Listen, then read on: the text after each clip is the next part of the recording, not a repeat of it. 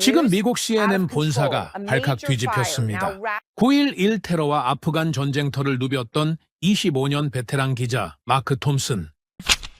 그가 한국 취재에 단 72시간 만에 눈물을 흘리며 은퇴를 고민하고 있습니다. 내가 알던 세계는 전부 가짜였다. 인천공항 도착 15분 만에 그가 맞닥뜨린 기괴한 광경, 그리고 자정 무렵 골목길에서 벌어진 의문의 사건. 미국 대통령도 누리지 못하는 이것이 한국에선 초등학생에게조차 당연하다는 사실에 그는 완전히 무너졌습니다.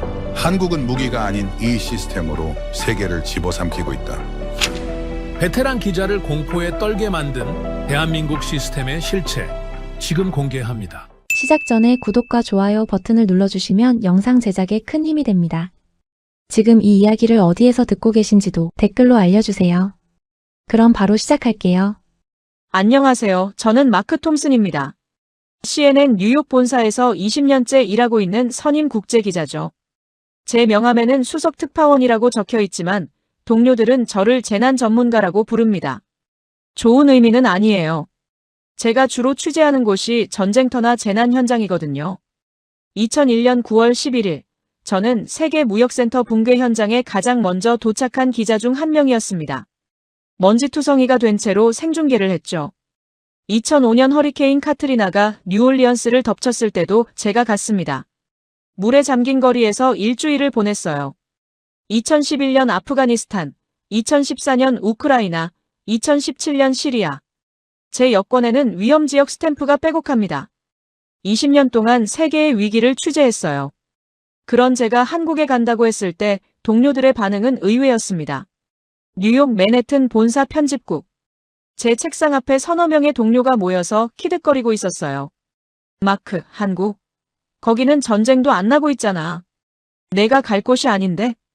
경제부 기자 제임스가 어깨를 툭 쳤습니다. 그는 저보다 10살 어리고 아직 뉴욕을 벗어난 적이 별로 없어요. 삼성 반도체 공장 취재래. 와, 드디어 편한 출장 가나 보네. 정치부 기자 리사가 커피를 홀짝이며 웃었습니다. 그녀도 한 번도 아시아에 가본 적이 없어요.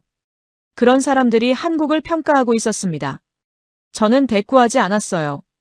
솔직히 저도 비슷하게 생각하고 있었거든요. 한국, 남한, 대한민국. 제 머릿속에 있는 한국은 이런 이미지였습니다.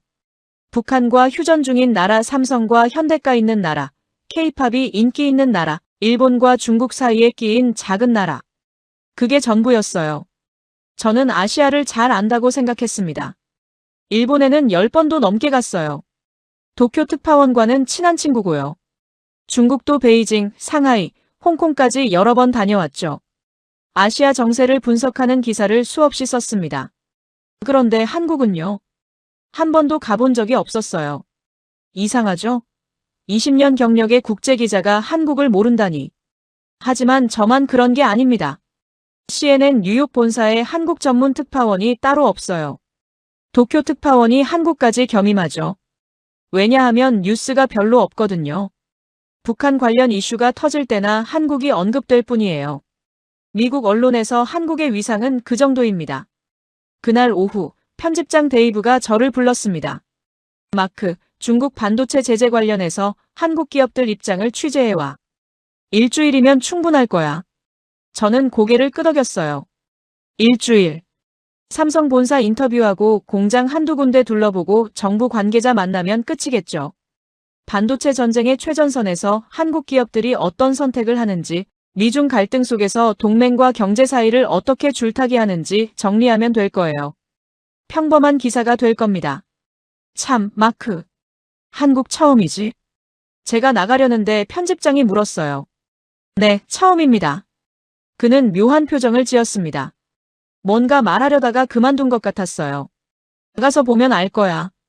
조심히 다녀와. 그 말이 무슨 뜻인지 그때는 몰랐습니다. 사흘 후 새벽 6시, 저는 JFK 국제공항에 있었습니다. 인천행 직항편이에요. 14시간 비행이죠. 체크인 카운터 앞에는 이미 긴 줄이 늘어서 있었어요. 1시간을 기다려서 겨우 수속을 마쳤습니다. 보안 검색 때도 마찬가지였어요. 신발 벗고 노트북 꺼내고 벨트 풀고 30분이 더 걸렸죠. 미국 공항은 언제나 이래요. 9.11 이후로 보안이 강화됐다지만 정작 시스템은 느려지기만 했습니다. 비즈니스석에 앉았습니다. 옆자리에 한국계로 보이는 중년 남성이 앉았어요. 50대쯤 되어 보였습니다. 비행기가 이륙했어요. 저는 노트북을 열고 기사 개요를 정리하기 시작했습니다. 항상 출장 가기 전에 틀을 잡아두는 편이거든요. 그때 옆자리 남성이 말을 걸었어요. 기자시죠? 저는 데이비드 김이라고 합니다. 뉴저지에서 의료기기 회사를 운영하고 있어요. 아, 네. CNN 마크 톰슨입니다. 한국 가시는 건가요? 네, 서울에서 반도체 관련 취재가 있어서요. 데이비드가 잠시 생각하더니 물었습니다.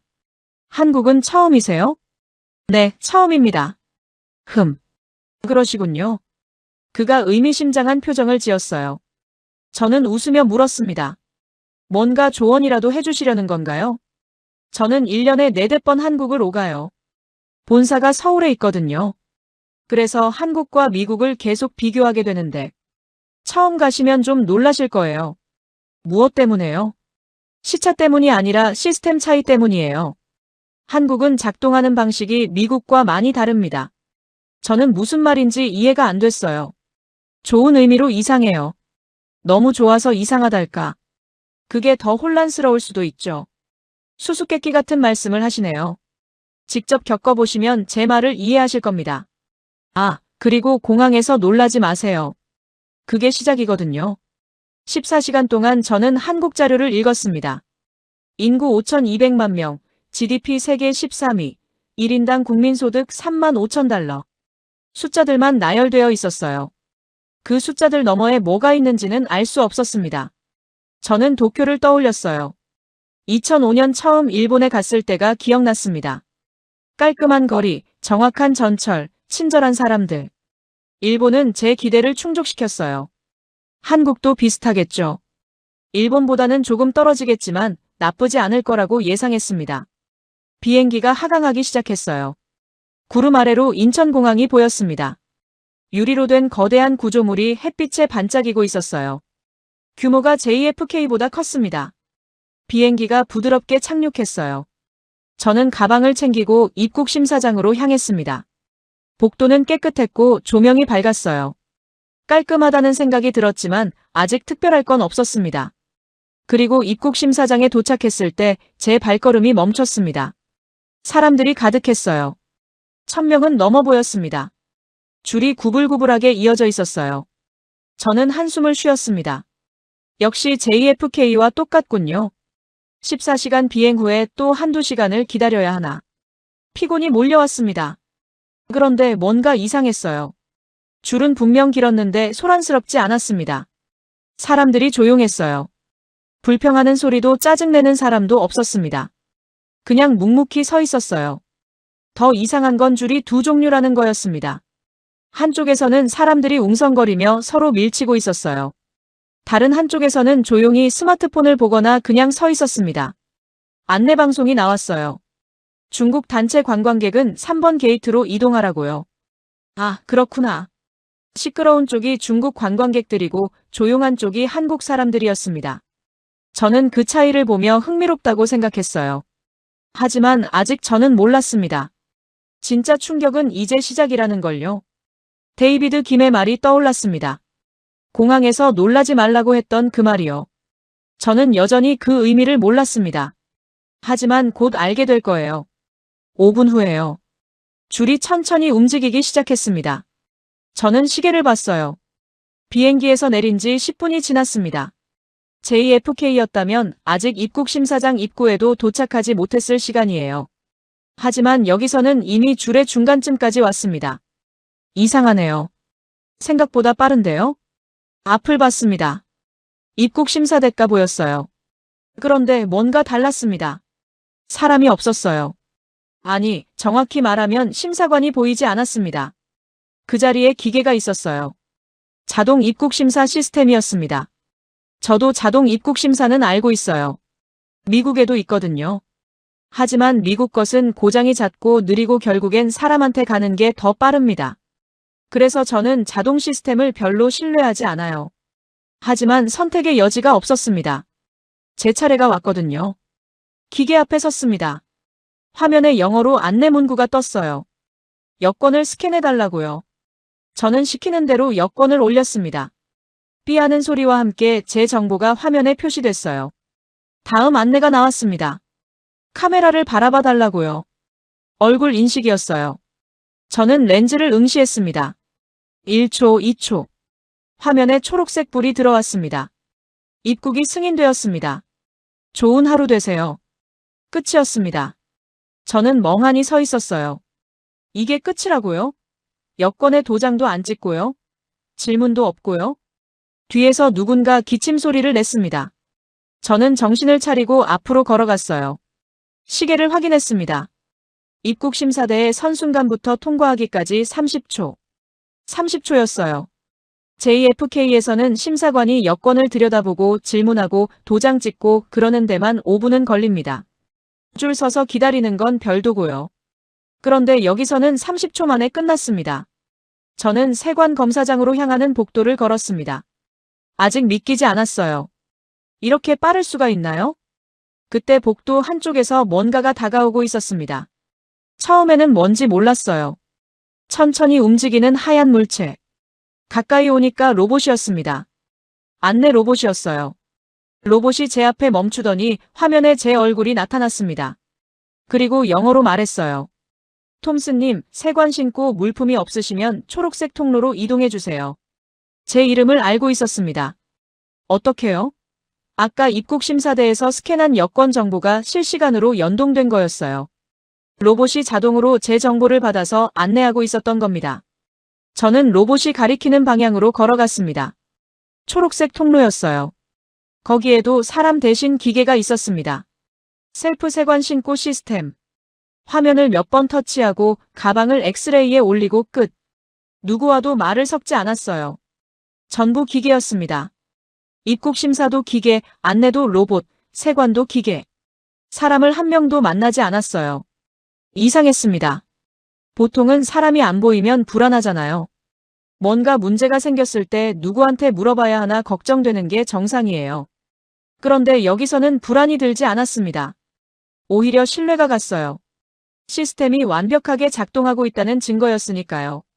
수화물 찾는 곳에 도착했습니다. 벨트 앞에 사람들이 서 있었어요. 저도 제 캐리어를 기다렸습니다. 그런데 이미 나와 있었어요. 제 캐리어가 벨트 위에서 돌고 있었습니다. 비행기에서 내린 지 20분도 안 됐는데요. JFK에서는 수화물 나오는 데만 30분은 기다려야 하거든요. 때로는 1시간씩 걸릴 때도 있어요. 가방이 분실되는 경우도 많고요. 저는 캐리어를 집어들고 출구로 향했습니다. 그리고 공항 로비에 발을 디뎠을 때 시계를 다시 확인했어요. 15분. 비행기에서 내려 공항 밖으로 나오기까지 고작 15분이 걸렸습니다. 저는 그 자리에 멈춰 섰어요. 뒤를 돌아봤습니다. 방금 제가 통과해온 그 공간. 수천 명의 사람들이 동시에 입국하고 있는 그 거대한 시스템. 그런데 저는 단 한 명의 직원과도 대화하지 않았습니다. 여권 심사관도 없었고 세관원도 없었고 안내 직원도 없었어요.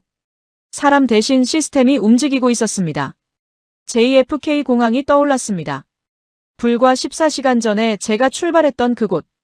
체크인에 1시간, 보안 검색에 30분, 줄 서서 기다리느라 지쳤던 그곳. 미국을 대표하는 국제공항인데 시스템은 엉망이었어요. 그런데 인천공항은 달랐습니다. 사람을 시스템으로 대체한 게 아니었어요. 사람이 필요 없는 구조를 처음부터 설계한 거였습니다. 안내 로봇은 스스로 판단해서 여행객에게 다가갔고 자동심사대는 30초 만에 신원을 확인했고 셀프 세관은 불필요한 대면을 제거했어요. 여러분, 이상하지 않습니까? 보통 공항에서 사람이 안 보이면 불안해지잖아요. 뭔가 문제가 생겼을 때 누구한테 물어보지 않은 걱정이 드는 게 정상이에요. 그런데 인천공항에서는 그런 불안이 전혀 들지 않았습니다. 사람이 없다는 사실이 오히려 신뢰로 느껴졌어요. 저는 공항 로비 한가운데 서서 주위를 둘러봤습니다. 깨끗한 대리석 바닥, 천장에서 쏟아지는 자연광, 조용히 오가는 사람들. 아까 입국 심사장의 혼잡이 마치 다른 세계의 일처럼 느껴졌어요. 그리고 저는 그제야 인정할 수밖에 없었습니다. 이건 그냥 공항이 좋은 게 아니구나. 이 나라는 뭔가가 다르구나. 택시를 탔습니다. 서울 도심으로 가는 길이었어요. 기사분이 영어를 조금 하셨습니다. 첫 번째 방문이냐고 물으셨어요. 저는 그렇다고 대답했습니다. 공항 좋죠? 세계 1위예요. 기사분이 자랑스럽게 말씀하셨습니다. 저는 고개를 끄덕였어요. 세계 1위. 방금 경험한 걸 생각하면 과장이 아닌 것 같았습니다. 차창 밖으로 고속도로가 펼쳐졌어요. 깔끔하게 포장된 도로, 질서정연하게 달리는 차들, 멀리 보이는 고층 빌딩들. 서울이 점점 가까워지고 있었습니다. 저는 노트북을 열었습니다. 방금 경험한 걸 메모하고 싶었거든요. 기자의 본능이에요. 인상적인 장면을 보면 바로 적어두는 습관이 있습니다. 인천공항 입국 15분. 자동화 시스템. 사람 없는 효율성. 짧게 적고 저는 창밖을 다시 바라봤습니다. 데이비드 김의 말이 떠올랐어요. 공항에서 놀라지 말라고, 그게 시작이라고 했던 그 말. 이제 조금 이해가 됐습니다. 공항이 이 정도면 다른 곳은 어떨까요? 병원은요? 지하철은요? 거리는요? 저는 갑자기 궁금해졌습니다. 취재 일정표를 꺼내봤어요. 내일 오전에 삼성 본사 인터뷰가 잡혀 있었습니다. 오후에는 공장 투어. 모레는 정부 관계자 면담. 빡빡한 일정이었어요. 하지만 저는 여유 시간을 찾고 싶었습니다. 이 도시를 직접 걷고 싶었거든요. 시스템만 보지 말고 사람들을 봐야겠다고 생각했어요. 택시가 호텔 앞에 멈췄습니다. 서울 도심 한복판에 위치한 비즈니스 호텔이었어요. 저는 짐을 들고 체크인을 했습니다. 방에 들어가 가방을 풀었어요. 시계를 봤습니다. 오후 5시. 아직 해가 져 있었습니다. 저는 샤워를 하고 옷을 갈아입었어요. 그리고 창밖을 내다봤습니다. 서울거리가 내려다 보였어요. 차들이 오가고 사람들이 걸어다니고 있었습니다. 평범한 도시의 풍경이었어요. 뉴욕과 크게 다를 게 없어 보였습니다. 하지만 저는 이제 알고 있었어요. 겉모습만 봐서는 안 된다는 걸요. 인천공항도 처음에는 그냥 깔끔한 공항으로 보였잖아요. 하지만 그 속에는 엄청난 시스템이 숨어 있었어요. 서울도 그럴까요? 저는 호텔 방문을 열고 복도로 나갔습니다. 엘리베이터를 타고 1층으로 내려갔어요. 로비를 지나 호텔 밖으로 나왔습니다. 저녁 공기가 얼굴을 스쳤어요. 선선했습니다. 1월 초의 서울. 뉴욕보다는 덜 춥네요. 저는 걷기 시작했습니다. 특별한 목적지는 없었어요. 그냥 이 도시가 궁금했습니다. 과연 무엇을 보게 될까요? 15분 만에 입국을 끝낸 공항. 그게 시작이라고 했던 데이비드의 말. 이제 그 다음이 펼쳐질 겁니다. 저는 서울의 골목길로 들어섰습니다. 호텔에서 나와 10분쯤 걸었을까요? 저는 서울의 평범한 주택가에 들어서 있었습니다. 좁은 골목길이 이어졌고 낮은 건물들이 다닥다닥 붙어 있었어요. 뉴욕의 브루클린 같은 느낌이었습니다. 저녁 6시가 조금 넘은 시각. 퇴근하는 사람들이 골목을 오가고 있었어요.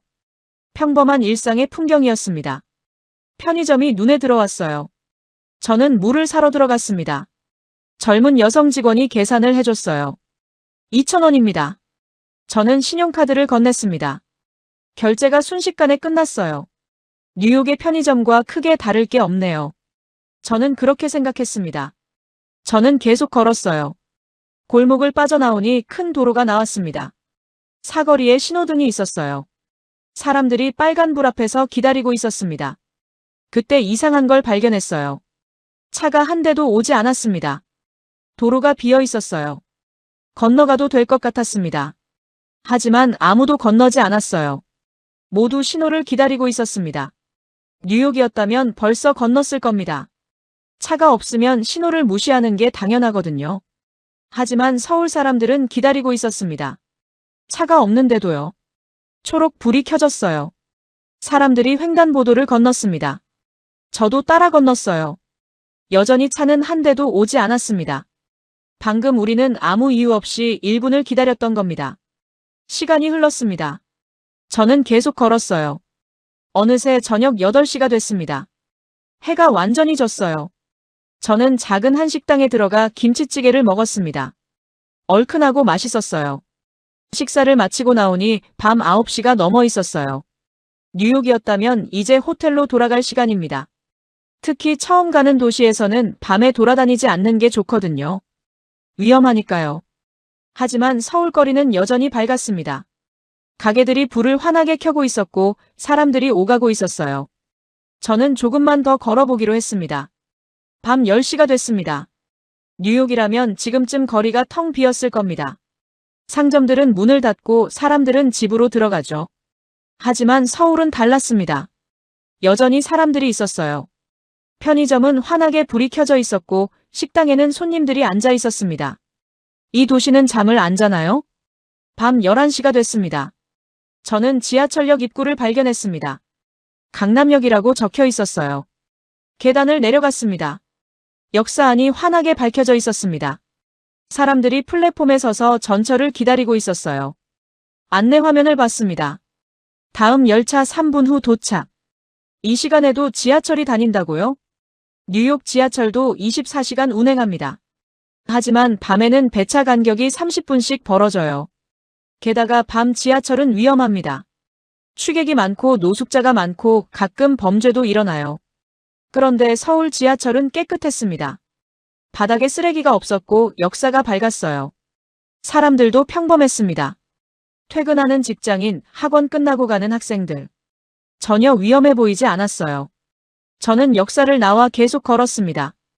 이제 정말 호기심이 발동했거든요. 이 도시가 어디까지 깨어 있는지 보고 싶었어요. 밤 11시 반. 골목길을 걸으며 저는 약국 간판을 발견했습니다. 불이 켜져 있었어요. 혹시나 싶어 들어가 봤습니다. 어서 오세요. 약사가 카운터에 앉아 있었습니다. 영업 중이었어요. 밤 11시 반에 약국이 문을 열고 있었습니다. 여러분, 이게 정상입니까? 뉴욕에서 밤에 약이 필요하면 응급실에 가야 합니다. 24시간 약국은 맨해튼 중심부에 한두 곳뿐이에요. 택시 타고 30분은 가야 하죠. 그런데 서울에서는 그냥 골목길 약국에 들어가면 됩니다. 밤 11시 반에도요. 저는 약국을 나왔습니다. 점점 이상한 기분이 들었어요. 이 도시는 밤이 없는 건가요? 자정이 넘었습니다. 저는 여전히 거리를 걷고 있었어요. 내일 일정은 이제 포기했습니다. 지금 제 눈앞에서 벌어지고 있는 이 현상이 더 중요했거든요. 편의점이 여전히 불을 밝히고 있었습니다. 식당에서는 여전히 사람들이 밥을 먹고 있었어요. 지하철은 여전히 달리고 있었고 약국은 여전히 문을 열고 있었습니다. 뉴욕은 밤 10시만 넘으면 유령 도시가 됩니다. 거리는 텅 비고 위험해지죠. 그런데 서울은 자정이 넘었는데도 살아있었습니다. 그때였습니다. 골목 모퉁이에서 소란이 들렸어요. 저는 본능적으로 몸을 움찔했습니다. 뉴욕에서 밤에 소란이 들리면 피하는 게 상책이거든요. 하지만 저는 발걸음을 멈췄습니다. 기자의 본능이었어요. 조심스럽게 모퉁이로 다가갔습니다. 한 남자가 바닥에 쓰러져 있었습니다. 양복 차림의 중년 남성. 술에 취해 의식을 잃은 것 같았어요. 그 주위로 사람들이 모여들고 있었습니다. 저는 긴장했어요. 뉴욕이라면 지갑을 털거나 그냥 지나치거나 둘 중 하나일 겁니다. 그런데 서울 사람들은 달랐습니다. 한 젊은 여성이 쓰러진 남자 옆에 무릎을 꿇더니 상태를 살폈어요. 다른 남성이 전화기를 꺼내 어디론가 전화를 걸었습니다. 또 다른 사람은 근처 편의점으로 뛰어들어가 물을 사왔어요. 누가 시킨 것도 아닌데 사람들이 각자 역할을 나눠서 움직이고 있었습니다. 저는 멀찍이 서서 그 광경을 지켜봤습니다. 괜찮으세요? 의식 있으세요? 여성이 남자의 어깨를 가볍게 흔들었어요. 남자가 신음소리를 내며 눈을 떴습니다. 119에 신고했어요. 곧 올 겁니다. 전화를 걸던 남성이 말했어요. 저는 시계를 확인했습니다. 자정 42분. 과연 이 시간에 얼마나 빨리 올까요? 7분이었습니다. 정확히 7분 후에 구급차가 골목 입구에 도착했어요.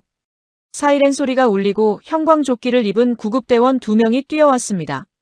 그들은 신속하게 남자의 상태를 확인하고 들것에 실었어요. 그런데 저를 더 놀라게 한 건 그 다음이었습니다. 구급대원 중 한 명이 저를 봤어요. 제가 외국인이라는 걸 알아본 거죠. 그가 저에게 다가와 영어로 말했습니다. 괜찮으세요? 다친 데 없으시죠? 저는 당황해서 대답했어요. 저는 그냥 지나가다 본 건데요. 걱정하지 마세요. 상황은 통제됐습니다. 영어가 완벽했어요. 자정이 넘은 시각 골목길에서 만난 구급대원이 외국인에게 영어로 상황을 설명하고 있었습니다. 저는 그 자리에 얼어붙었어요. 구급차가 떠나고 골목은 다시 조용해졌습니다. 아까 도와주던 사람들도 각자의 길로 흩어졌어요. 마치 아무 일도 없었다는 듯이요. 저만 홀로 그 자리에 서서 방금 일어난 일을 되새기고 있었습니다. 시민들의 자발적 도움. 7분 만에 도착한 구급차. 영어로 소통하는 구급대원. 이게 자정이 넘은 골목길에서 벌어진 일이었어요. 저는 천천히 호텔로 돌아가기 시작했습니다. 새벽 1시가 넘어 있었어요. 그날 밤 저는 깨달았습니다. 인천공항에서 느꼈던 그 이상함. 15분 만에 입국을 끝낸 그 효율성. 그게 이 도시 전체에 퍼져 있다는 걸요. 서울은 멈추지 않는 도시였습니다. 자정이 넘어도 약국이 열려 있고 지하철이 달리고 구급차가 7분 만에 도착하는 도시. 시민들이 자발적으로 움직이고 시스템이 24시간 작동하는 도시. 뉴욕은 밤이 되면 멈춥니다. 서비스가 중단되고 위험이 시작되죠. 하지만 서울은 멈추지 않았어요. 왜일까요? 저는 아직 그 답을 몰랐습니다. 하지만 곧 알게 될 거예요. 다음 날 아침, 저는 삼성 본사 인터뷰를 마쳤습니다. 반도체 전략에 대한 이야기를 들었어요. 미중 갈등 속에서 한국 기업들이 어떤 선택을 하는지 예상했던 내용이었습니다. 좋은 기사거리였지만 제 머릿속은 다른 생각으로 가득했어요. 어젯밤 골목길에서 본 그 광경. 7분 만에 도착한 구급차. 저는 궁금했습니다. 그 남자는 어떻게 됐을까? 어느 병원으로 갔을까? 오후 일정은 공장 투어였습니다. 하지만 저는 일정을 변경하고 싶었어요. 편집장에게 연락했습니다. 데이브, 오늘 오후에 병원 취재 좀 해도 될까요?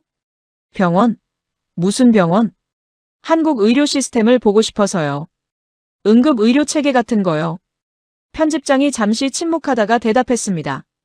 마크, 자네 반도체 취재하러 간 거 아닌가? 네, 알고 있습니다. 하지만 여기 뭔가 있어요. 제가 본 걸 확인하고 싶습니다. 좋아. 자네 판단을 믿지. 하지만 반도체 기사는 꼭 써야 해. 전화를 끊고 저는 택시를 탔습니다. 기사분께 물었어요. 큰 병원 중에 응급실이 좋은 곳이 어디죠? 기사분이 잠시 생각하더니 대답했습니다. 서울대병원이나 삼성서울병원이 유명하죠. 근데 응급실은 다 비슷비슷해요. 그럼 가장 가까운 곳으로 가주세요. 택시는 15분쯤 달려 한 대학병원 앞에 멈췄습니다. 저는 내려서 병원 건물을 올려다봤어요. 현대적인 고층 건물이었습니다. 응급실 표지판을 따라 걸었습니다. 입구에 도착했어요. 자동문이 열렸습니다. 그리고 저는 멈춰섰습니다. 조용했어요. 응급실인데 조용했습니다. 사람들이 없는 건 아니었어요. 환자도 있었고 의료진도 있었고 보호자도 있었습니다. 하지만 소란이 없었어요. 누구도 고함을 지르지 않았고 뛰어다니지 않았고 울부짖지 않았습니다. 뉴욕의 응급실이 어떤지 아십니까? 전쟁터예요. 복도에 환자들이 누워있고 가족들이 울부짖고 간호사들이 뛰어다닙니다. 대기 시간은 기본 4시간. 심한 날은 6시간을 기다려도 의사 얼굴을 못 봐요. 응급실에 가는 것 자체가 또 다른 위험이죠. 그런데 서울병원은 달랐습니다. 저는 구석에 서서 상황을 지켜봤어요. 접수대 앞에 줄이 있었는데 3명밖에 없었습니다. 간호사가 빠르게 환자 정보를 입력하고 있었어요. 한 중년 여성이 접수를 마치고 대기석으로 갔습니다. 5분도 안 돼서 그녀의 이름이 호명됐어요. 진료실로 들어갔습니다. 빠르네요. 그때 응급실 입구가 열렸습니다. 구급차에서 환자가 실려 들어왔어요. 들것에 누운 노인이었습니다. 저는 시계를 봤습니다. 오후 2시 30분.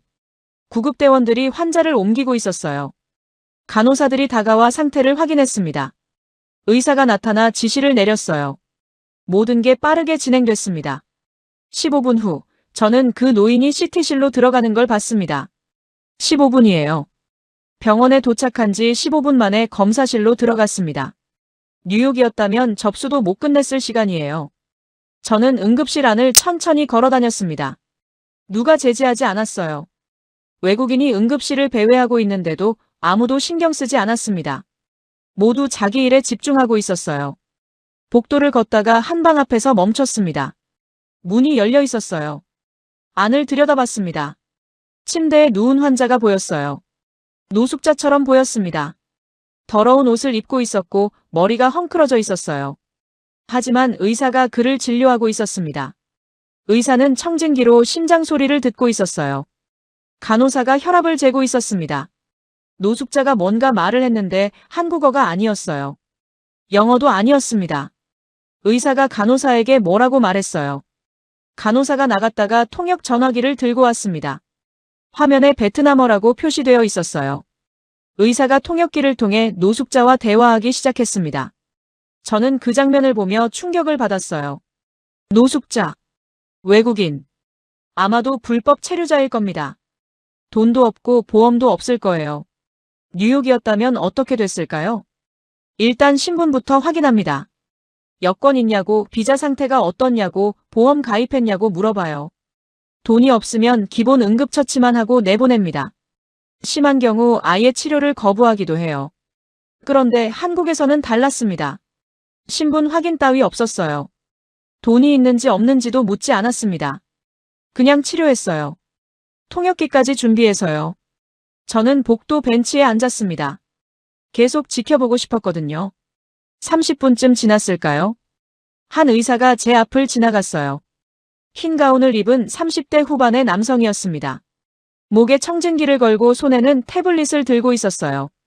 저는 용기를 내서 말을 걸었습니다. 실례합니다.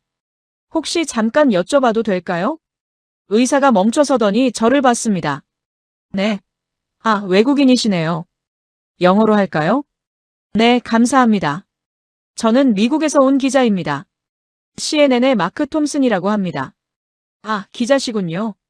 저는 응급의학과 전문의 김준호입니다. 무엇을 도와드릴까요? 저는 솔직하게 말했습니다. 사실 취재차 온 건 아니고요. 그냥 궁금해서 왔습니다. 한국 응급실이 어떤지 보고 싶었어요. 김 전문의가 미소를 지었습니다. 미국 응급실과 비교하시려는 건가요? 네, 솔직히 그렇습니다. 어떤가요? 많이 다른가요? 저는 주위를 둘러봤습니다. 조용한 응급실, 빠르게 움직이는 의료진, 질서정연한 시스템. 완전히 다릅니다. 김 전문의가 고개를 끄덕였어요. 많이 들었습니다. 미국 응급실이 혼잡하다고요. 대기 시간이 길고 시스템이 느리다고. 네, 맞습니다. 여기는 어떻게 이렇게 빠른 거죠?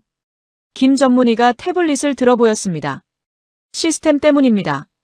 환자가 도착하는 순간부터 모든 정보가 실시간으로 공유돼요. 접수, 진료, 검사, 입원까지 연결되어 있습니다. 종이 서류가 없어요. 다 전산화되어 있죠. 전산화라. 미국도 전산 시스템이 있는데요. 있기는 하지만 통합이 안 되어 있잖아요. 병원마다 시스템이 달라서 정보 공유가 안 되고요. 여기는 다릅니다. 전국의 응급실이 같은 시스템을 써요. 저는 아까 본 노숙자가 떠올랐습니다. 그런데 제가 본 환자 중에 외국인 노숙자 같은 분이 있었어요. 그분도 똑같이 치료받던데 돈은 어떻게 하나요? 김 전문의가 어깨를 으쓱했습니다. 그건 나중 문제고요. 응급실에서는 일단 살리는 게 우선입니다. 저희는 의사잖아요. 행정 담당이 아니라. 저희는 의사잖아요. 행정 담당이 아니라. 그 말이 제 머리를 망치로 때렸습니다. 뉴욕에서는 의사들이 행정 업무에 시달려요. 서류 작성하고 보험 확인하고 승인 기다리고. 환자를 치료하는 시간보다 컴퓨터 앞에 앉아 있는 시간이 더 길어요. 그런데 한국에서는 의사가 의사 노릇을 하고 있었습니다. 한 가지만 더 여쭤봐도 될까요? 네, 말씀하세요. 어젯밤 자정쯤 골목길에서 구급차를 봤어요. 7분 만에 도착하더라고요. 그게 정상인가요? 김 전문의가 고개를 끄덕였습니다. 서울 시내는 평균 7분에서 10분 사이예요.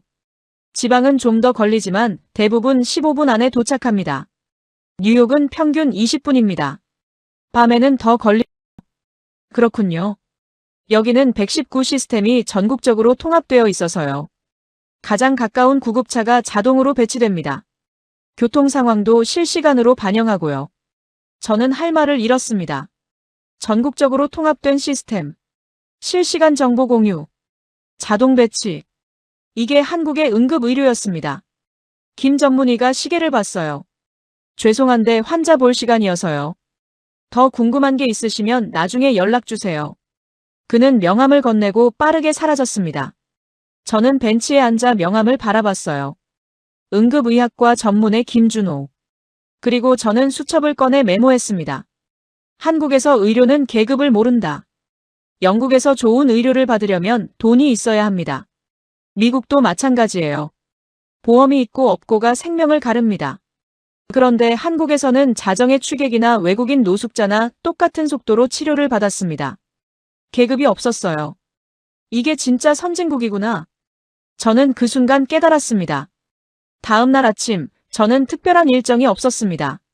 반도체 기사는 이미 초안을 마쳤어요. 편집장에게 보낼 준비도 끝났습니다. 하지만 저는 서울을 떠나고 싶지 않았어요. 아직 확인하고 싶은 게 남아 있었거든요. 공항, 밤거리, 병원. 제가 본 것들의 공통점이 뭘까요? 시스템이었습니다. 사람이 아니라 시스템이 움직이고 있었어요. 그런데 그 시스템은 어디서 왔을까요? 누가 만들었을까요? 저는 문득 궁금해졌습니다. 한국 사람들은 언제부터 이렇게 움직이는 걸까? 아이들은 어떨까요? 저는 호텔 근처를 산책하기로 했습니다. 오전 10시쯤 호텔을 나왔어요. 골목길을 걷다가 학교 하나를 발견했습니다. 초등학교였어요. 담장 너머로 운동장이 보였고 3층짜리 건물이 있었습니다. 마침 점심시간이 가까웠는지 종소리가 울렸어요. 저는 무심코 발걸음을 멈추고 담장 옆에 섰습니다. 영국에서 학교 점심시간이 어떤지 아십니까? 제 아들이 런던 공립학교에 다니거든요. 올해 10살이에요. 가끔 학교에 면담하러 가면 점심시간과 겹칠 때가 있는데 그때마다 저는 전쟁터를 목격합니다. 급식실로 향하는 복도에서 아이들이 뛰어다녀요. 서로 밀치고 소리 지르고 넘어지고 선생님들이 호루라기를 불며 질서를 잡으려 하지만 소용없습니다. 급식실 안은 더 심해요. 음식을 받으려고 새치기 하는 아이들, 식판을 떨어뜨리는 아이들, 음식을 던지며 장난치는 아이들. 매일 한두 명은 다쳐서 양호실에 갑니다. 그래서 저는 한국 학교도 비슷할 거라고 예상했어요. 담장 너머로 아이들이 건물에서 나오기 시작했습니다.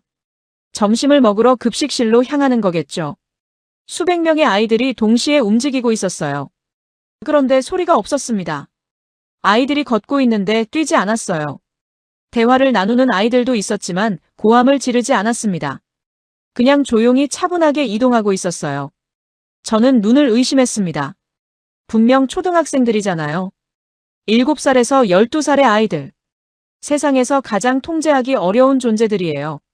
그런데 저 아이들은 왜 저렇게 질서정연하게 움직이고 있는 겁니까? 저는 좀 더 가까이 가서 보고 싶었습니다. 마침 학교 정문이 열려 있었어요. 경비원이 한 명 서 있길래 다가갔습니다. 실례합니다.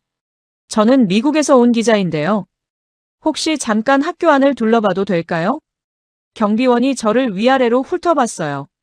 정장을 입은 외국인이 갑자기 학교를 구경하겠다니 이상하게 생각했겠죠. 잠시만요. 교감 선생님께 여쭤볼게요. 몇 분 후 40대 후반의 여성이 나왔습니다. 교감 선생님이었어요. 영국 기자시라고요? 어떤 취재차 한국에 오셨어요? 반도체 산업 취재입니다. 그런데 우연히 학교를 지나다가 아이들 모습이 인상적이어서요. 교감 선생님이 미소를 지었어요. 마침 점심시간이네요. 급식실 구경하실래요?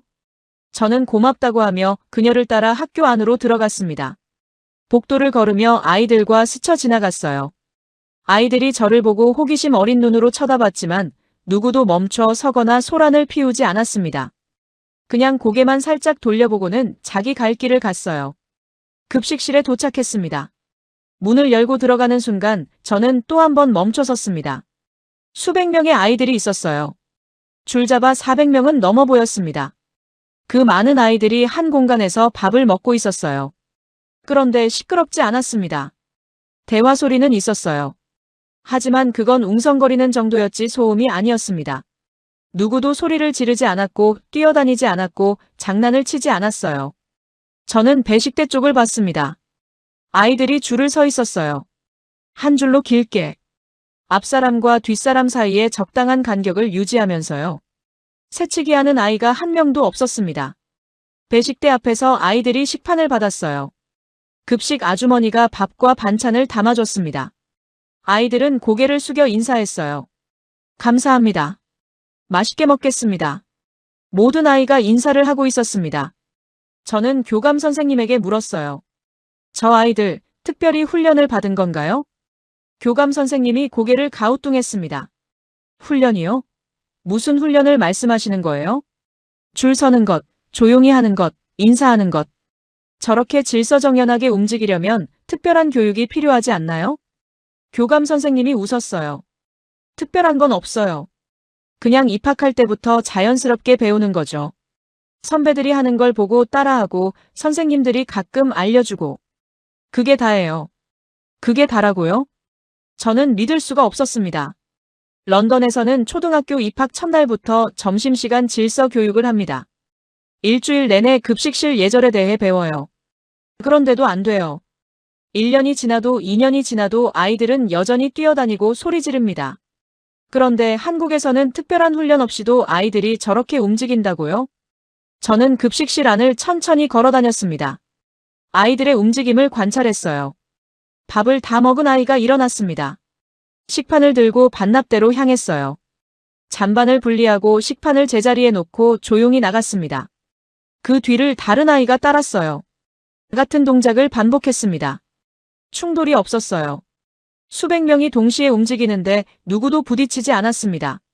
마치 각자가 보이지 않는 궤도 위를 달리는 것 같았어요. 저는 속으로 생각했어요. 군중 통제 훈련을 받은 것 같다.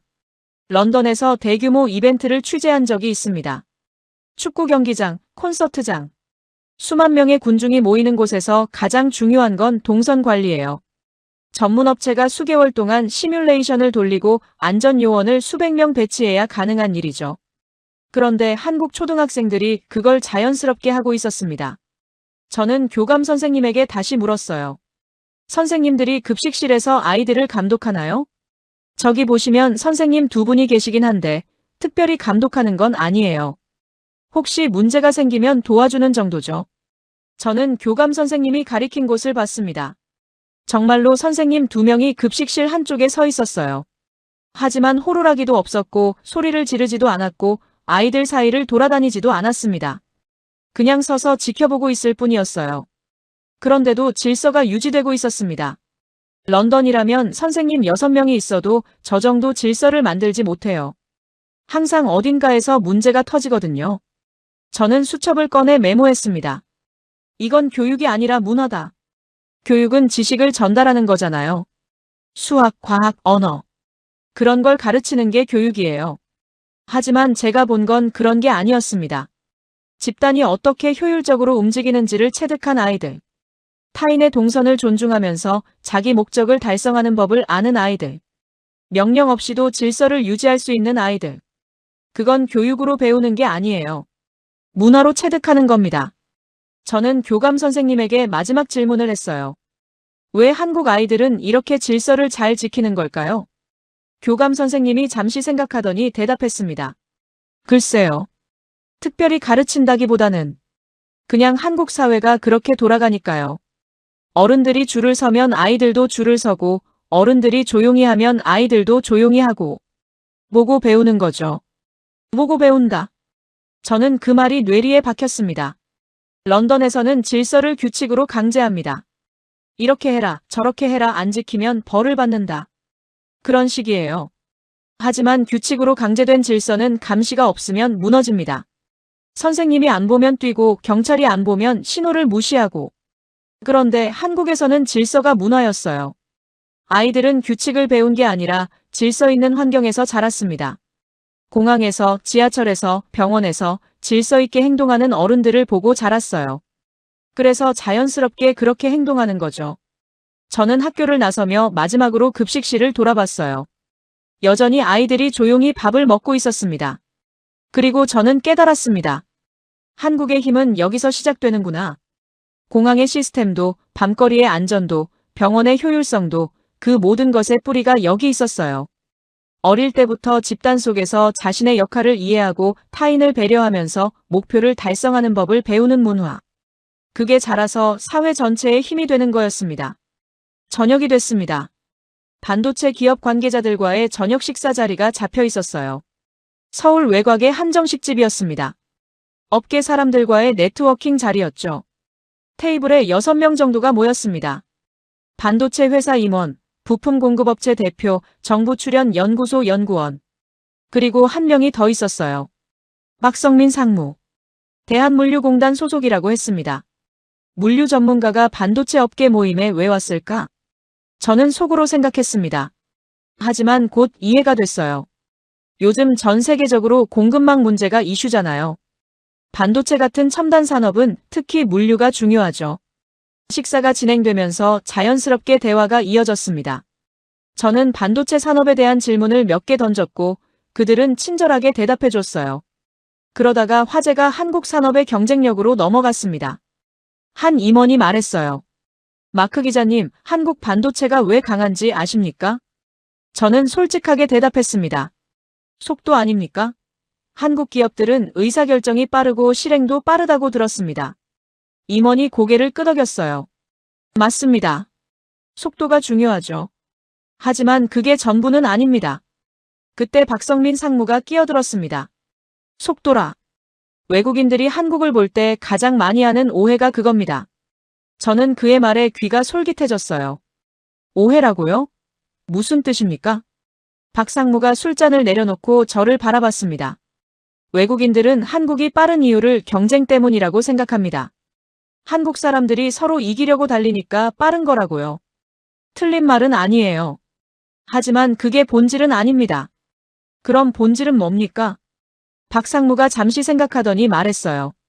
공포입니다. 공포. 저는 그 단어에 움찔했습니다.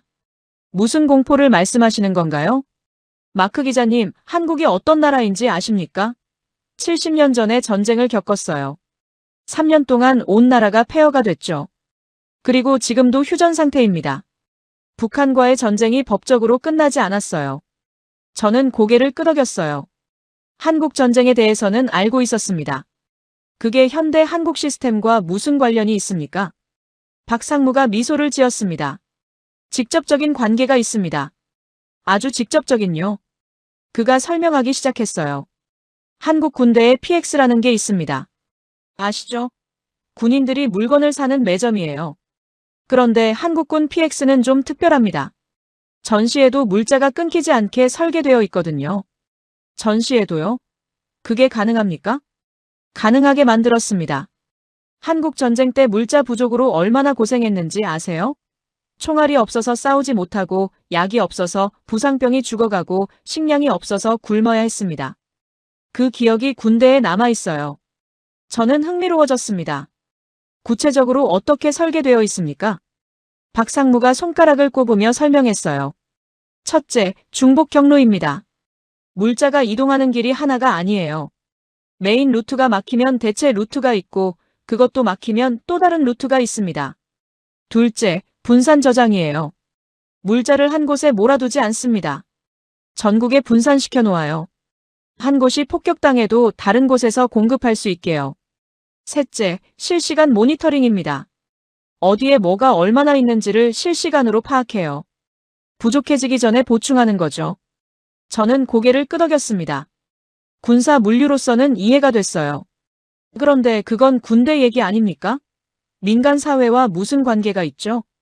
박 상무가 미소를 지었어요. 여기가 중요한 부분입니다. 한국에서는 군대 갔다 온 남자들이 사회 곳곳에 있거든요. 징병제니까요. 기업 임원, 공무원, 의사, 엔지니어. 다들 군대에서 이 시스템을 경험한 사람들이에요. 그 논리가 자연스럽게 민간으로 넘어온 겁니다. 저는 그 순간 뭔가 연결되는 느낌을 받았습니다. 잠깐만요. 그러니까 한국의 민간 시스템이 군사 물류 논리로 설계됐다는 겁니까? 정확합니다. 박 상무가 고개를 끄덕였어요. 한국 편의점이 왜 24시간 운영되는지 아세요? 물류 시스템 때문이에요.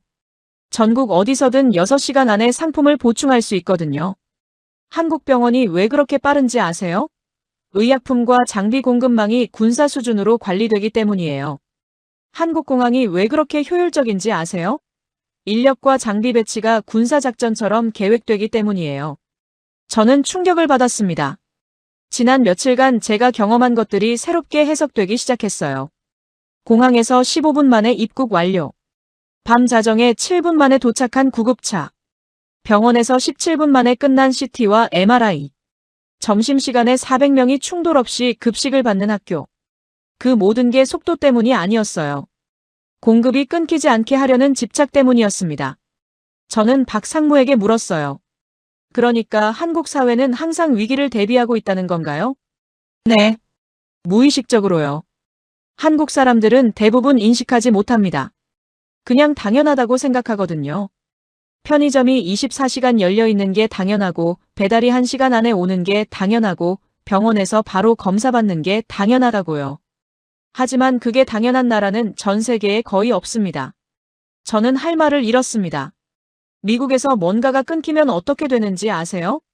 기다리면 됩니다. 며칠이든 몇 주든. 그게 정상이에요. 배송이 늦어지면 기다리고, 병원 예약이 밀리면 기다리고. 기다림이 삶의 일부예요. 그런데 한국에서는 기다림이 없었습니다. 왜일까요? 빨라서가 아니에요. 끊기지 않게 설계됐기 때문이에요. 저는 수첩을 꺼내 메모했습니다. 이 나라는 속도가 아니라 공급 중단을 두려워한다. 박상무가 말을 이었어요. 재밌는 게 있어요.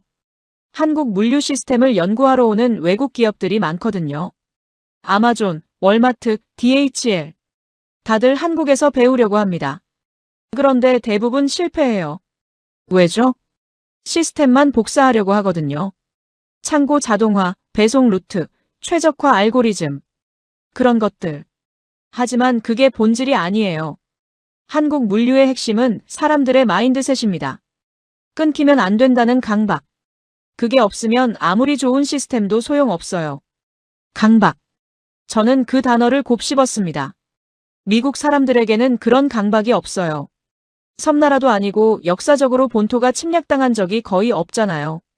물자가 끊길 수 있다는 공포를 경험하지 못했습니다. 그래서 느긋해요.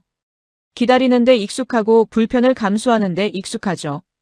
그런데 한국은 달랐어요. 북쪽은 적대국이에요. 역사적으로 수없이 침략당했고 물자가 끊기는 경험을 반복했습니다. 그 공포가 사회 시스템에 스며든 거예요. 저는 박상무에게 마지막 질문을 했습니다. 그럼 한국 사람들은 항상 불안한 건가요? 전쟁 공포 속에서 사는 건가요? 박상무가 고개를 저었어요. 그건 아닙니다. 불안하지 않아요. 왜냐하면 대비하고 있으니까요. 공포는 대비하지 않을 때 느끼는 감정입니다. 한국은 이미 모든 상황에 대비가 되어 있어요. 그래서 오히려 안심하고 살 수 있는 거죠. 대비하고 있으니까 불안하지 않다. 저는 그 말이 역설적으로 느껴졌어요. 하지만 이해가 됐습니다. 미국은 코로나 때 그랬잖아요. 마스크가 없고 의료 장비가 없고 공급망이 무너지고 대비가 안 되어 있으니까 혼란이 왔어요. 그런데 한국은 코로나 때 어땠습니까? 마스크 공급이 빠르게 안정됐고 검사 시스템이 즉시 가동됐고 사회가 비교적 정상적으로 돌아갔어요. 대비가 되어 있었기 때문이죠. 저는 식당을 나서며 서울의 밤거리를 바라봤습니다. 반짝이는 네온사인, 오가는 차들, 편의점의 밝은 조명. 평화로워 보이는 풍경이었어요. 하지만 그 이면에는 전쟁의 기억이 흐르고 있었습니다. 이 나라는 결코 방심하지 않는구나. 겉으로는 평화로워 보이지만 속으로는 항상 준비하고 있었어요. 물자가 끊기지 않게, 시스템이 멈추지 않게, 어떤 상황에서도 사회가 작동할 수 있게. 저는 그제야 한국이라는 나라를 이해하기 시작했습니다. 빠른 나라가 아니었어요. 멈추지 않는 나라였습니다. 서울에서의 마지막 밤이었습니다. 저는 호텔방에 앉아 지난 일주일을 정리하고 있었어요. 노트북을 열고 취재 노트를 읽어내려갔습니다. 공항, 밤거리, 병원, 학교, 물류 전문가와의 대화. 72시간 동안의 기록이 화면을 가득 채우고 있었어요. 창밖으로 서울의 야경이 보였습니다. 수천 개의 불빛이 반짝이고 있었어요. 밤 11시가 넘었는데도 도시는 살아있었습니다. 편의점의 밝은 조명, 오가는 차들, 지하철 입구의 불빛. 이 모든 게 이제는 다르게 보였어요. 일주일 전만 해도 저는 한국을 몰랐습니다. 아니, 안다고 착각했죠. 삼성이 있는 나라, K-팝의 본고장, 일본과 중국 사이에 낀 작은 나라. 그게 제가 아는 한국의 전부였어요. 하지만 지금은 달랐습니다. 저는 키보드에 손을 올렸습니다. 편집장에게 보낼 이메일을 작성하기 시작했어요. 반도체 기사는 이미 초안을 마쳤습니다. 하지만 그게 전부일 수 없었어요. 제가 본 것, 제가 느낀 것을 쓰지 않으면 기자로서 양심에 어긋나는 일이었습니다. 데이브 편집장님께 반도체 기사는 첨부 파일로 보냅니다. 하지만 다른 기사를 하나 더 쓰고 싶습니다. 한국 시스템에 대한 기사입니다. 이게 진짜 뉴스입니다. 저는 이메일을 보냈어요. 10분 후 편집장에게서 전화가 왔습니다. 그는 제 판단을 믿겠다고 했어요. 하지만 재미있어야 한다고 덧붙였습니다. 독자들이 끝까지 읽을 만큼 강렬해야 한다고요. 저는 약속했습니다. 제 20년 경력을 걸고 쓰겠다고요. 전화를 끊고 저는 새 문서를 열었습니다. 제목부터 고민했어요. 어떻게 표현해야 제가 본 것을 정확히 전달할 수 있을까요? 더 네이션 댓 네버 스타프스. 멈추지 않는 나라. 그게 한국이었습니다. 저는 밤새 기사를 썼습니다. 인천공항에서 시작했어요. 15분 만에 입국을 끝낸 그 순간. 사람이 아니라 시스템이 국경을 지키고 있던 그 광경. 자정의 골목길로 이어졌습니다. 7분 만에 도착한 구급차. 영어로 소통하는 구급대원. 자발적으로 움직이는 시민들. 병원 응급실의 효율성. 17분 만에 끝난 CT와 MRI. 외국인 노숙자도 차별 없이 치료받는 시스템. 행정이 아니라 치료가 우선이라던 김준호 전문의의 말. 초등학교 급식실의 질서. 400명의 아이들이 충돌 없이 움직이는 모습. 훈련이 아니라 문화로 체득된 질서. 그리고 박성민 상무가 밝힌 비밀. 한국 시스템의 뿌리는 전쟁의 기억이라는 것. 물자가 끊기는 것을 가장 두려워하는 나라. 그래서 멈추지 않게 설계된 나라. 모든 것이 하나로 연결되어 있었습니다. 새벽 4시가 넘어서야 기사를 마쳤어요. 마지막 문장을 썼습니다. 한국은 이미 전쟁 준비가 끝난 나라다. 하지만 그 준비는 총과 탱크가 아니라 멈추지 않는 시스템으로 이루어져 있다. 평화로운 일상 속에 전쟁 대비가 숨어 있는 나라. 그게 대한민국이다. 저는 노트북을 닫았습니다. 창밖이 밝아지고 있었어요. 서울의 아침이 시작되고 있었습니다. 72시간. 저는 그 짧은 시간 동안 20년 경력을 다시 생각하게 됐습니다. 다음 날 아침 인천공항으로 향했습니다. 뉴욕행 비행기를 타야 했어요. 택시 기사분이 말했습니다. 또 오시라고요. 한국은 언제나 환영한다고요. 저는 고개를 끄덕였습니다. 다시 올 거라고, 꼭 다시 올 거라고 대답했어요. 공항 로비를 걸으며 일주일 전을 떠올렸습니다. 혼잡한 입국 심사장을 보고 후진국의 민낯이라고 생각했던 그때. 얼마나 어리석었는지 이제는 압니다. 탑승 수속을 마치고 출국장으로 향했어요. 여기서도 자동 시스템이 작동하고 있었습니다. 빠르고 정확하게. 저는 더 이상 놀라지 않았어요. 이유를 알고 있었으니까요. 14시간 비행 끝에 JFK 공항에 도착했습니다. 입국 심사장. 긴 줄. 1시간을 기다렸어요. 심사관은 피곤한 표정으로 여권을 받아들었습니다. 질문 몇 개 하고 도장 찍고. 환영 인사도 없었어요. 그냥 다음 사람을 불렀습니다. 수화물을 찾는데 40분이 더 걸렸어요. 벨트가 고장났다고 안내방송이 나왔습니다. 사람들이 짜증을 냈지만 직원은 보이지 않았어요. 공항을 빠져나오는데 총 2시간이 걸렸습니다. 일주일 전에는 당연하게 느껴졌던 이 풍경이 이제는 견딜 수 없었어요. 택시를 타고 집으로 가는 길. 차창 밖으로 뉴욕 거리가 보였습니다. 움푹 패인 도로를 피해 택시가 지그재그로 달렸어요. 공사 중인 지하철역 입구에는 공사 시작한 지 2년이 넘었다는 표지판이 붙어 있었습니다. 저녁 9시가 조금 넘은 시각. 거리의 상점들은 이미 문을 닫고 있었어요. 편의점도 철문을 내리고 있었습니다. 약국은 당연히 닫혀 있었고요. 이게 뉴욕입니다. 세계 최고의 도시라고 불리는 곳이에요. 하지만 서울과 비교하면 어떤가요? 집에 도착했어요. 아내가 반갑게 맞아줬습니다. 출장이 어땠냐고 한국은 어떻더냐고 물었어요. 저는 한참을 말없이 서 있었습니다. 어디서부터 설명해야 할까요? 어떻게 말해야 제가 본 것을 이해시킬 수 있을까요? 충격적이었다고 대답했습니다. 너무 좋아서 충격적이었다고요. 아내가 웃었어요. 과장하는 거 아니냐고요. 한국이 그렇게 대단하냐고요. 저는 진지하게 대답했습니다. 우리가 한국에 대해 아는 건 거의 다 틀렸다고요. 저도 그랬다고요.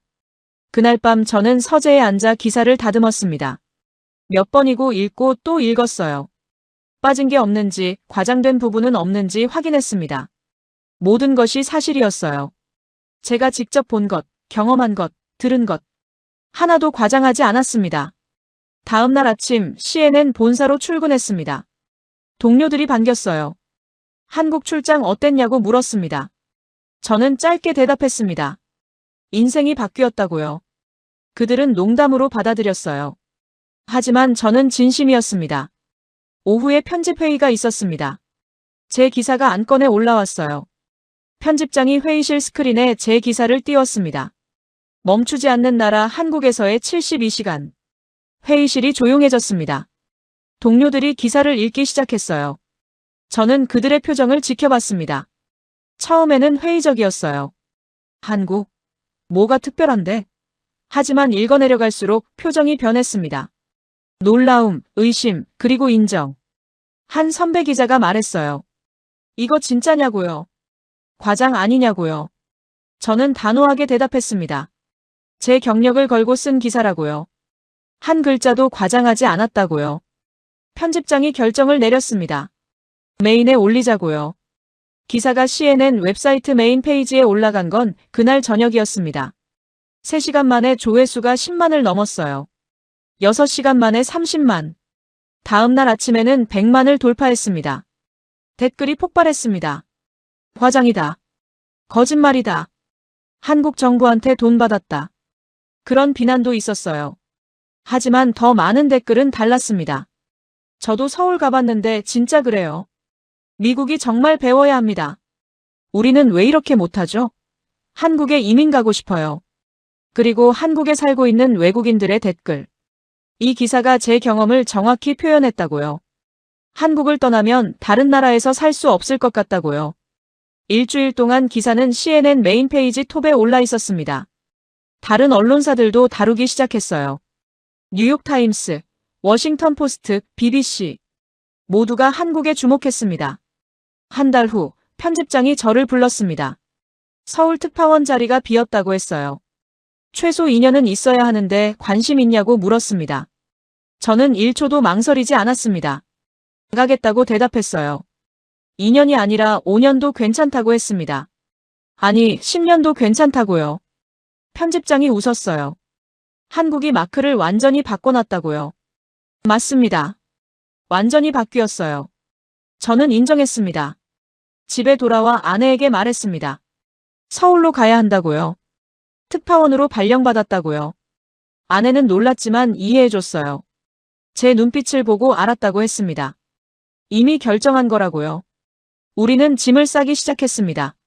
6개월 후 저는 다시 인천공항에 도착했습니다. 이번에는 편도 티켓이었어요. 짐도 2개의 캐리어가 아니라 5개의 큰 박스였습니다. 아내와 아들도 함께였어요. 입국 심사를 마치고 공항을 빠져나왔습니다. 여전히 15분밖에 안 걸렸어요. 아내가 놀라워했습니다. 이게 정말이냐고요? 저는 웃으며 대답했습니다. 이건 시작일 뿐이라고요. 택시를 타고 서울로 향했습니다. 아들이 창밖을 신기하게 바라봤어요. 깨끗한 거리, 질서정연한 차들, 현대적인 빌딩들. 기사님이 물었습니다. 처음 오셨냐고요? 저는 대답했습니다. 2번째라고요. 이제 여기서 살 거라고요. 환영한다는 말에 감사하다고 답했어요. 창밖을 바라봤습니다. 서울의 스카이라인이 펼쳐졌어요. 고층 빌딩들, 한강다리, 저 멀리 보이는 남산타워. 이제 이곳이 제 집입니다. 72시간이 제 인생을 바꿨습니다. 저는 25년 동안 세계를 안다고 생각했어요. 9.11 현장을 취재했고 허리케인 속을 걸었고 전쟁터에서 살아남았습니다. 수십 개국을 다녔고 수백 개의 기사를 썼어요. 하지만 한국을 모르고 있었습니다. 한국은 예외가 아니었습니다. 새로운 기준이었어요. 선진국이란 무엇인가? 효율이란 무엇인가? 국력이란 무엇인가? 안전이란 무엇인가? 한국은 그 모든 질문에 다른 답을 내놓고 있었습니다. 총 없는 힘, 명령 없는 질서, 멈추지 않는 시스템, 끊기지 않는 공급, 24시간 작동하는 도시, 그리고 그 모든 것의 뿌리에는 전쟁의 기억이 있었습니다. 다시는 멈추지 않겠다는 결심, 다시는 끊기지 않겠다는 의지. 그게 한국을 만들었어요. 저는 이제 그 이야기를 세계에 전하는 사람이 됐습니다. 마크 톰슨, CNN 서울 특파원. 한국에서의 새로운 삶이 시작됐습니다. 그리고 저는 압니다. 앞으로 제가 쓸 기사들이 세계를 다시 한번 놀라게 할 거라는 걸요. 왜냐하면 한국에는 아직 보여줄 게 많이 남아 있으니까요.